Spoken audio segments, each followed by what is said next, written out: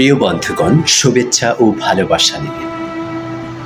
জুলাই বিপ্লবের রক্তাক্ত ও গৌরবোজ্জ্বল লড়াইয়ের পটভূমিতে কবি এস.এম. শাহানূর রচিত তেজস্বী ও জাগরণমূলক একটি কবিতা ৩৬ জুলাই, যা আবৃত্তি করছি আমি ইবনে মনির হোসেন।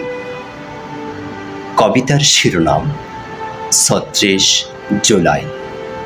কবি এস.এম. শাহানূর। সেদিন আগরের রোদ জাগিয়েছিল বোধ, বুক চেতিয়ে দাঁড়ায় শত প্রজন্মের কোদ। সেদিন চৌকাঠ পেরিয়ে ৫ আগস্ট আসে, তবু সেদিনের নাম বিপ্লবী কণ্ঠে হয়নি ঠাঁই। যতদিন দাবি পূরণ না হয় আগস্ট নয়, প্রমে বুকে খাতায় সেদিনও ৩৬ জুলাই।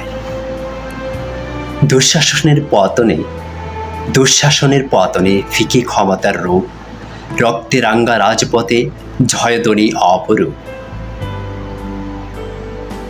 সেদিন ফুটেছিল চোখে তারুণ্যের সূর্য, স্লোগানে স্লোগানে মুখরিত প্রান্ত দেশ।